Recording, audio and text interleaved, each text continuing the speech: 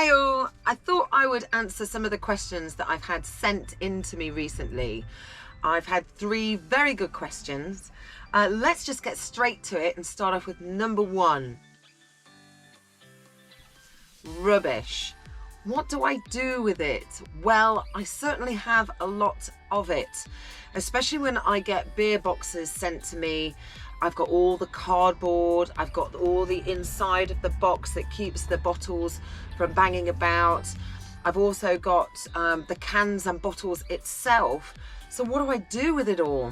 Well, when I go food shopping, what I tend to do is I try and remove the majority of sleeves and things like that before they even get into the van. Only because that's a lot of squashing of stuff you've got to do. If you're on a site, it's not too bad, but if you're wild camping or off grid, it's where are you going to go? A lot of places on side of the roads have bin facilities that you can add stuff to. But I don't know, I just feel a bit, I feel a bit bad putting stuff in there. So I'd rather try and get rid of as much as I possibly can whilst I'm at the supermarket itself. At home, the beer cans, easy. I can just crush them, stick them into my recycling bin, and then of course I've got the bottles which I can take to a recycling centre as I'm travelling around. Food waste, if I am on a farm or somewhere like that, I often ask if they've got a compost that I can add it to.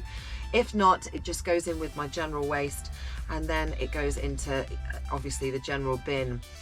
I hope that answers a question about rubbish. Second question, it's actually a really good question, as I've recently gone through this myself, being constipated and whilst in a motorhome. I have this a lot. I'm not necessarily a nervous traveller, but I do find that because I'm drinking various different types of water, I can get constipated from that. Luckily enough, right now I'm in a place where I've got a huge fruit and veg stall, so I've just been cramming that in.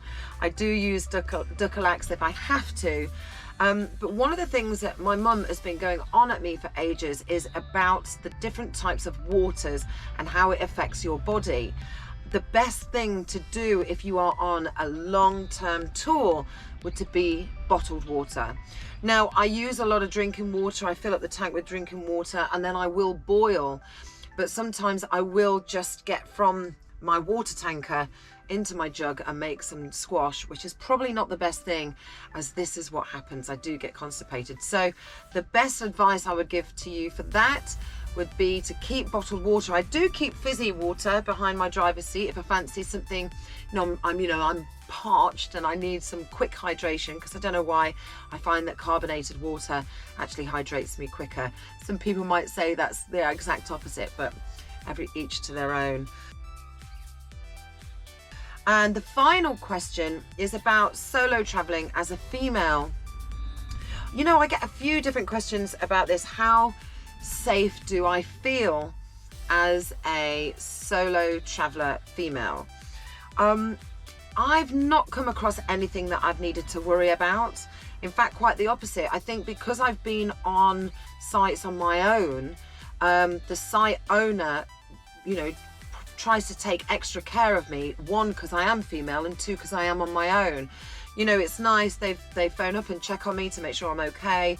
But I've also got my family members as well. So, if I haven't checked in with them in the mornings, then, they know exactly where I am if there's an issue.